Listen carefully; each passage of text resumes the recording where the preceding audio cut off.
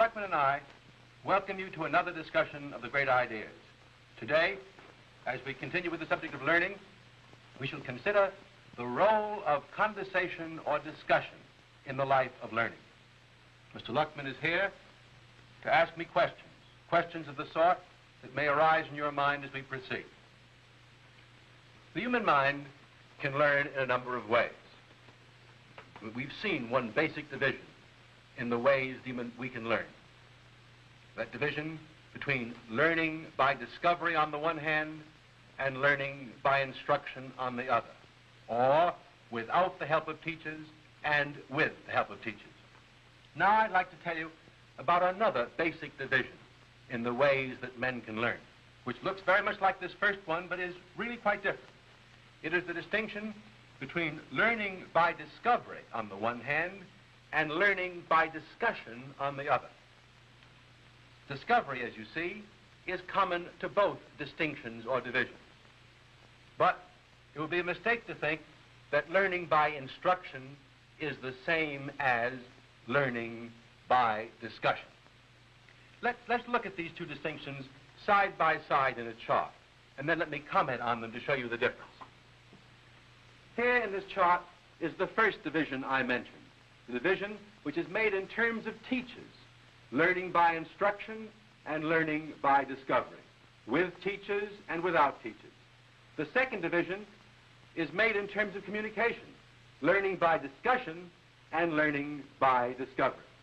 Now, as you see, discovery is common to both, and if discussion were the same as instruction, then the two divisions would be the same. But I'm going to try to show you that that is not the case. Let me explain the principle of the first division. In the first division, everything turns on whether one human being helps another to learn, or men learn directly from nature without the help of any other human being. The second division turns on the point of communication, whether or not, for example, the learning involves the communication of one man with another, or just the communication between men and nature. Now I'm going to try to show you that discussion, properly considered, is the method by which adults learn from one another. And as so conceived, it differs quite strikingly from that sort of learning in which an older person teaches a younger person. Now, before you do that, Dr. Adler, there's a question I'd like to ask.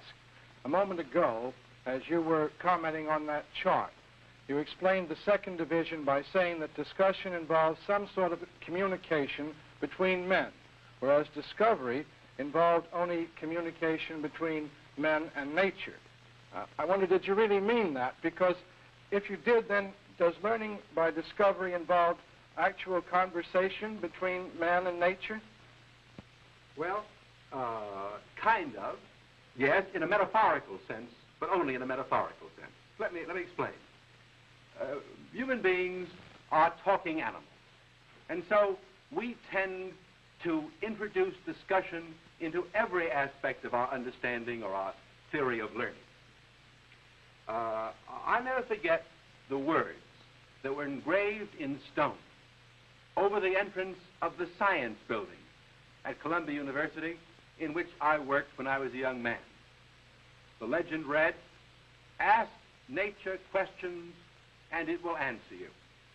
There you see the process of scientific discovery itself being regarded as a kind of conversation between the scientist and the natural world. Well, then I guess one metaphor would lead to another, because didn't you yourself indulge in one last week when you suggested that the whole art of reading, that is, the whole art of reading a book, boils down to simply asking questions between yourself and the author, and even talking back to him? Yes. That was a metaphor, wasn't it? That was a metaphor, too. Just a way of describing reading by comparing it with live conversation.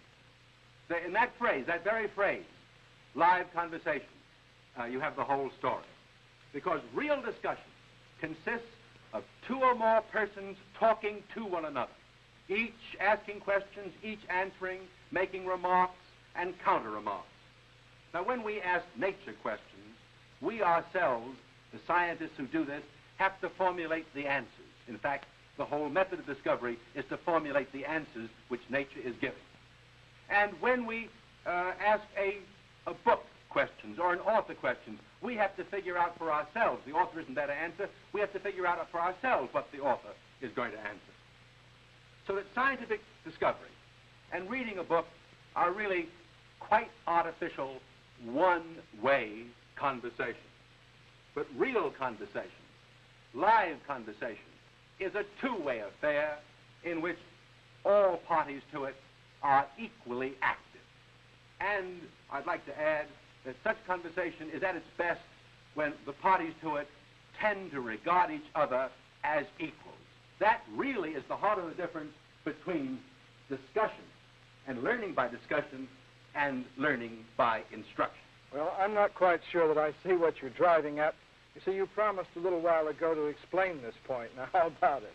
Well, now let me try to explain. To explain the point, we must first distinguish between three methods of teaching. The kind of teaching that goes on in classrooms, in college lecture halls. The three methods are, let me name them first, indoctrination, lecturing, and questioning. Now, indoctrination is that method in which the teacher tells the student something the teacher wants the student only to memorize, only to remember, just long enough perhaps to pass the answer back on an examination. It is the worst method of teaching, if it can be called a method of teaching at all. The second method, that of lecturing, is much better.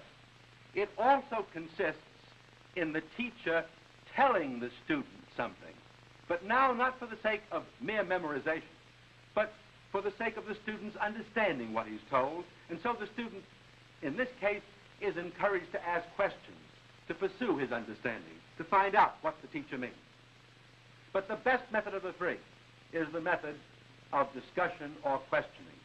Teaching by asking instead of teaching by telling. Much harder, but the best. This is the method, by the way, that Socrates used in teaching the young men of Athens. And the reason why it is the best method is that, like lecturing, it aims at understanding, not at memorization. But in addition to that, it is better than lecturing because it requires the greatest activity, the most active thought on the part of the student in the course of learning.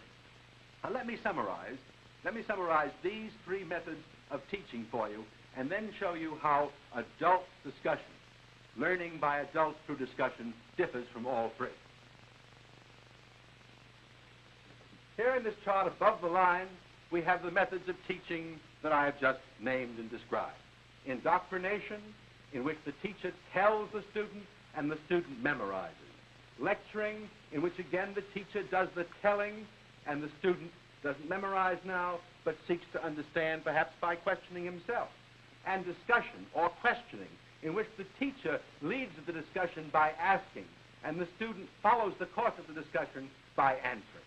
Now, as against all of these, adult discussion is that sort of discussion in which each person that takes part in it learns by asking and by answering. The heart of the difference here, the essential difference here is that in adult learning by discussion, each party to the discussion is both a teacher and a learner. Just as in the political republic, each citizen is ruler and ruled in turn, so in the adult republic of learning, each adult is both teacher and taught. Now, with this background, let us consider the nature of adult conversation. And let's consider with that the rules which should govern it if such conversation is to develop into good, profitable discussion profitable as a means of learning. Let me begin by saying something which I'm sure all of us know, perfectly obvious thing, that all conversation is not for the sake of learning, any more than all reading is for the sake of learning. We saw last time, for example, the distinction between reading for pleasure, for amusement and recreation, as opposed to reading for learning's sake, for information or enlightenment. Now, there are two kinds of conversation. The first kind is on the emotional or personal level. This is what we call the heart-to-heart talk. It's a wonderful phrase, isn't it? The heart-to-heart talk makes one think of people in love.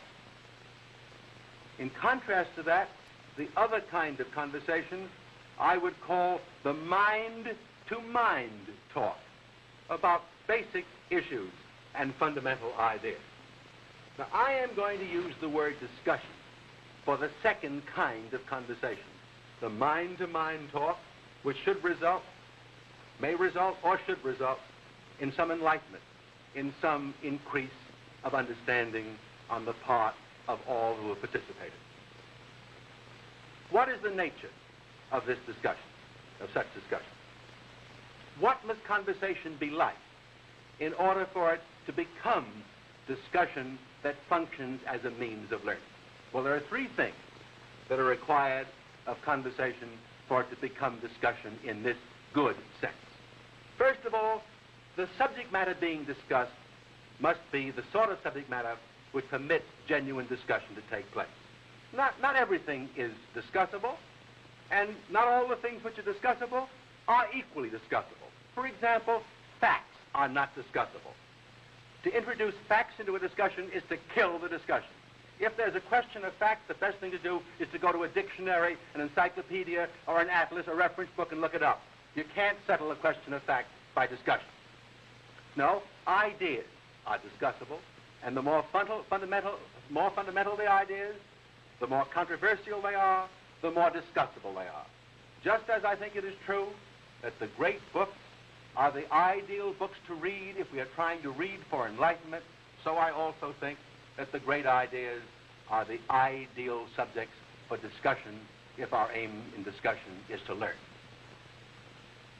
The second condition or prerequisite for good discussion is that right motives must prevail. The purpose we have in carrying on our conversation must be to learn, really a deep, serious purpose to learn, not just to pass the time in idle chit-chat or small talk. And if big talk happens to develop, and persons get engaged in serious discussion of serious themes, then their aim must be, as they carry it on, to get at the truth, not to win the argument. The worst thing we can do is to let discussion become a form of personal aggression. Our aim should always be to learn, to clarify ideas, not to do the other fellow in. Our rule here should be not to be contentious or disputatious. And above all, we should remember that there is simply no point in winning the argument if we know we're wrong. Now, the third, and perhaps the most important requirement of good discussion is that we should talk to the other person, not just at him. This means that listening is an important, an essential part of discussion. In fact, I think I would say that listening is more important, even as it is more difficult, than talking. Because if one person doesn't listen to another, what that person then says in the course of the conversation is not going to be very relevant. And without relevance, you aren't going to have a conversation, but only the appearance of one.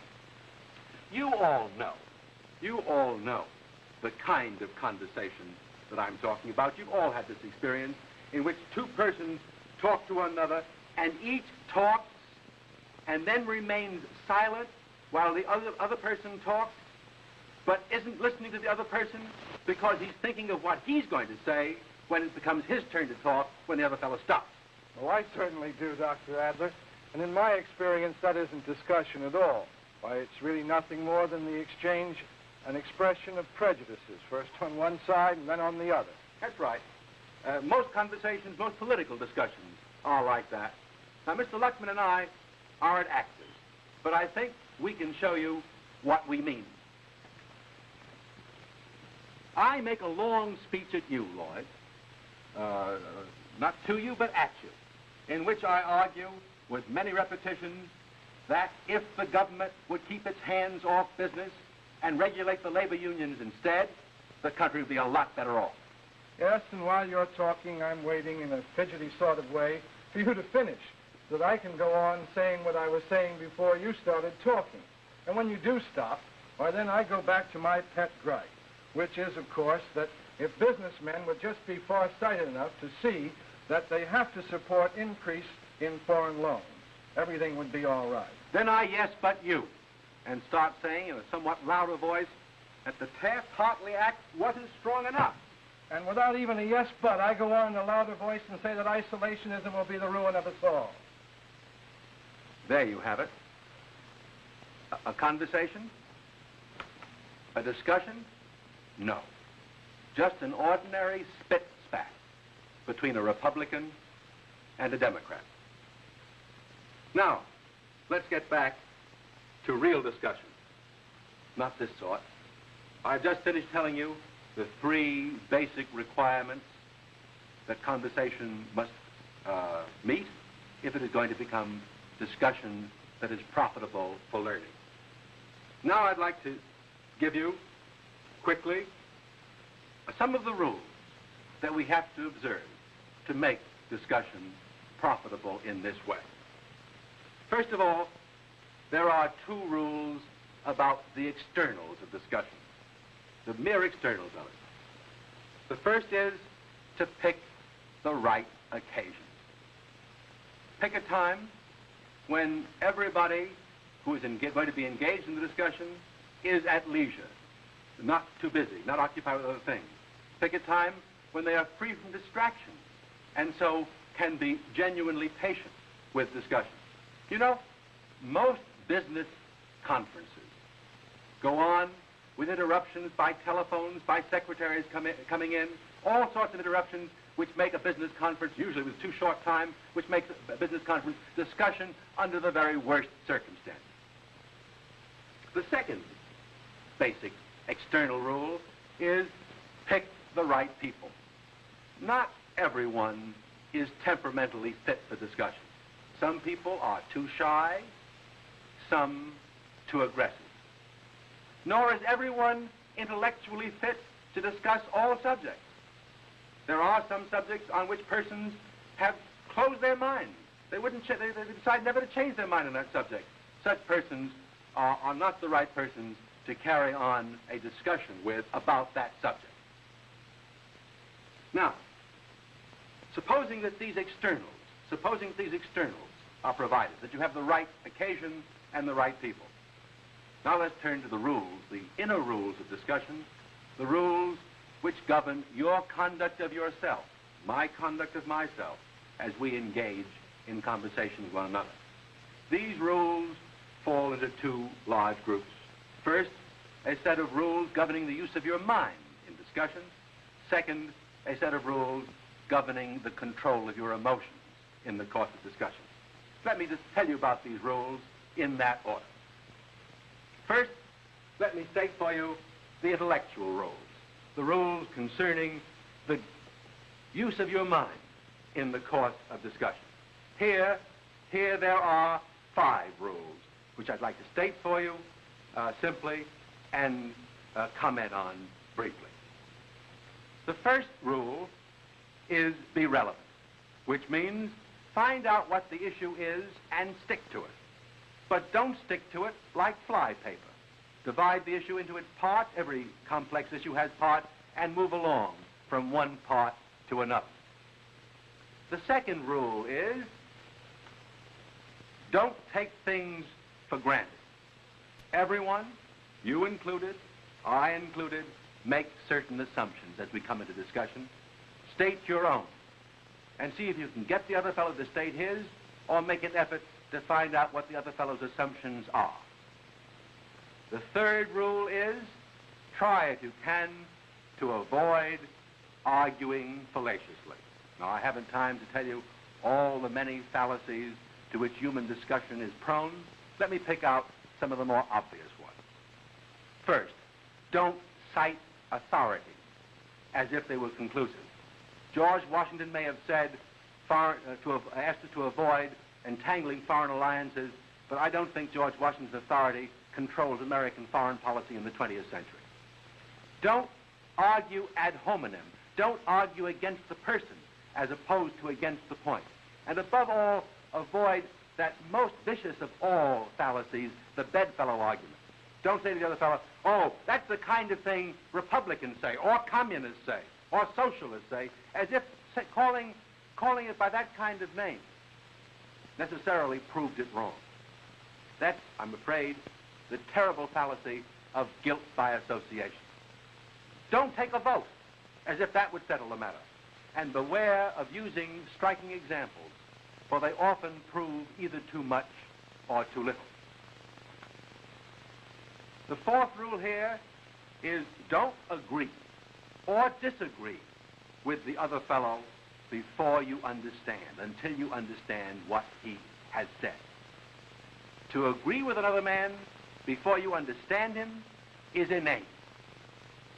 To disagree with another man before you understand him is impertinent. Don't do what most people do, say all in one voice, I don't know what you're talking about, but I think you're wrong. This rule requires all of us to do something quite simple, yet it must be hard to do because we do it so infrequently. It requires you, in the course of discussion, to say to the other fellow, now let me see if I can say in my own words what you have just said. And then, having done that, you turn to him and say, is that what you mean? And if he says, yes, it is, that's exactly what I mean, then you are, for the first time, privileged to say to him, I agree with you, or I disagree with you, and not one moment sooner.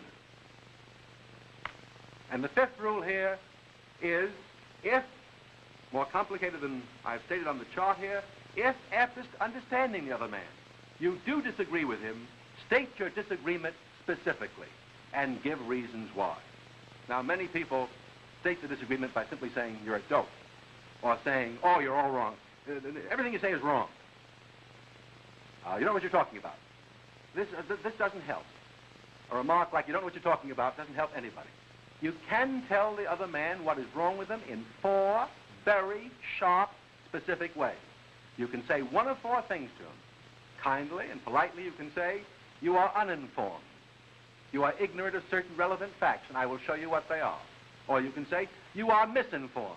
Some of the things you think are relevant facts aren't facts at all, and I'll show you why they're not. Or you can say, you are mistaken in your reasoning, and I will show you the mistakes that you've made. And finally, you can say, you don't carry your reasoning out far enough. There is more to say than you have said, and I will tell you what it is. These are all very polite and much to the point. Now let's turn to the other set of rules, the rules that govern the control of your emotions in the course of argument. And here, there are just three simple rules. The first is, keep your emotions in place. That means keep them out of the argument, for they have no place in the argument. The second rule is, catch yourself and the other fellow getting angry, or the other fellow getting angry. And they're very simple signs of it.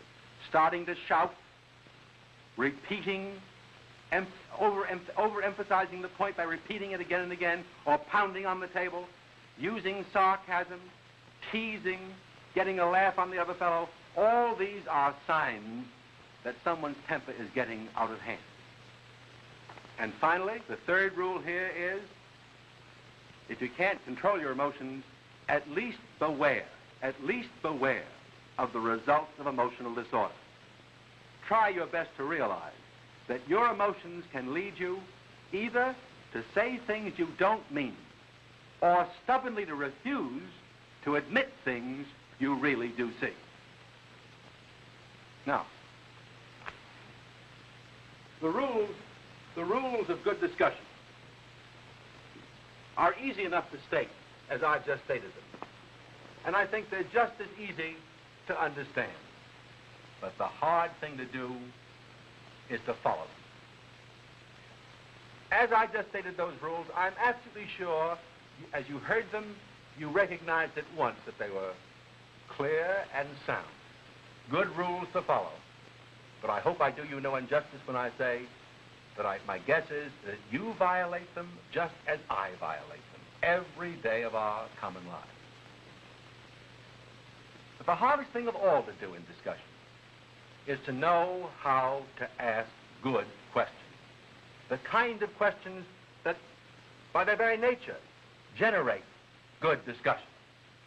And let me tell you, this is the hardest thing, because asking good questions is much, much harder than answering them. Well, do you have some rules then, too, for the asking of questions? Well, Mr. Luckman, in one way, the rules of logic, the rules of what I would prefer to call dialectic, are just such rules. Let me give you a few examples of what I mean. We ought to be able to distinguish between questions of fact on the one hand and questions of interpretation on the other. Such questions as whether something is the case or exists, and on the other hand, what it means, what it implies, what consequences it leads to. And then we should be able to distinguish between questions of fact and questions of value. Here, we ought to know whether we're asking about whether something happened or whether it was good, how someone behaved or how he should behave, how he ought to behave. Questions of what is the case as opposed to questions about what should be or what ought to be. And then it is very important for us to be able to distinguish between asking a man what he thinks and asking him why he thinks so. Asking him for a statement of his belief or his opinion is different from asking him for the reasons to support that belief or opinion. And above all, we should be able to ask hypothetical questions and recognize them. More discussions go on the rocks because someone said, let me ask you a hypothetical question. If such and such is the case, then, and the person says, but that isn't the case. And the person says, well, I didn't say it was the case. I only said if. And no one listens to the if. Now, I wish, Mr. Luckman, that there were time to go more deeply into this matter of questions. But now we must close. And I would like to remind you that next time, in the concluding session on learning, we are going to consider that important contemporary problem of whether and how we can learn from television. I'm sure this subject will interest you. I hope you'll be with us as we discuss it next time. Thank you very much.